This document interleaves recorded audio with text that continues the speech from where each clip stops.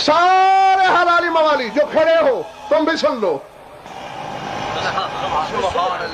ہاں اس طرح یاد نہیں رہ سکے گا. کیسٹوں سے یاد کر کے پھر لکھ کے گھر رکھ لینا تعویذ بنا کے. محدث عبداللہ بن نور اللہ بحرانی نے لکھا, علامہ مجلسی علیہ رحمہ کے شاگرد ہیں یہ. وہ فرماتے کہ میں نے حدیث قصہ کو علامہ سید ہاشم بحرانی کی تحریر میں لکھا ہوا دیکھا.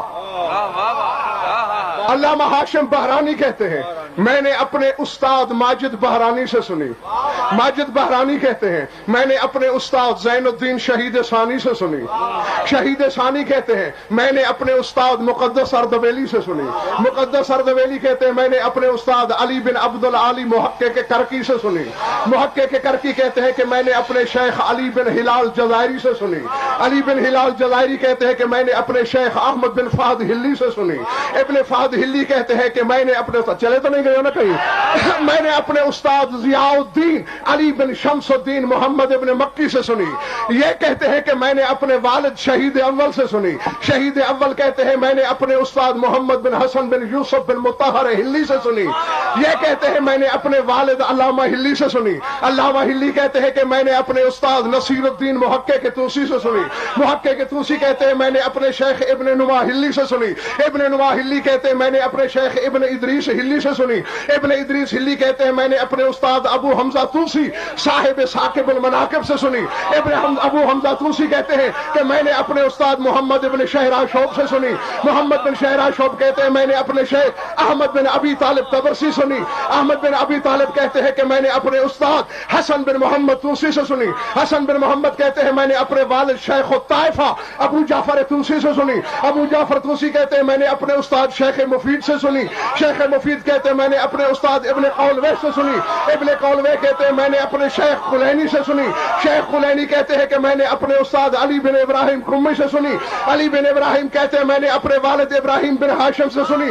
ابراہیم بن ہاشم کہتے ہیں کہ میں نے محمد بن احمد بن ابو ناصر بزنتی سے سنی.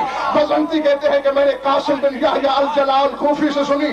قاسم بن یحییٰ کہتے ہیں میں نے ابو بصیر سے سنی. ابو بصیر کہتے ہیں میں نے ابان بن تغلب سے سنی. ابان بن تغلب کہتے ہیں میں نے جابر جعفی سے سنی.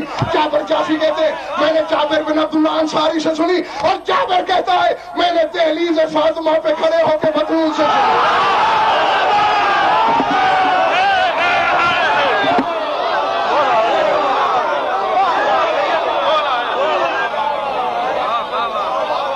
یہ نقوی صاحب قبلہ پورے 1100 سال کا سلسلہ ہے جو میں نے گنا.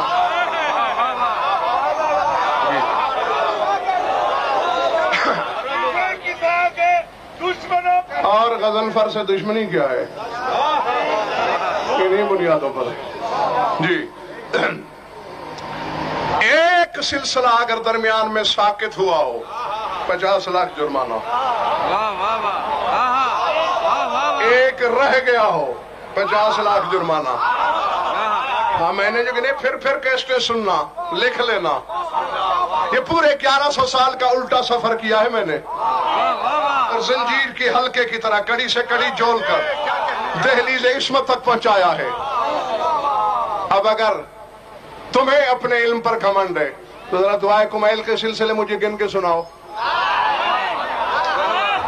لیکن ہم تمہاری طرح بے ضمیر نہیں.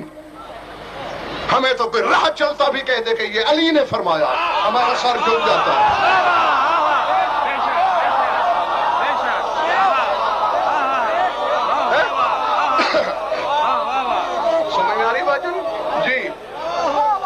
لیکن اس کا یہ مطلب نہیں کہ ہم گناہوں کی بخشش کے لیے تعلیم کردہ دعا کے مقابلے میں بطول کی فضیلت والی حدیث چھوڑ دیں.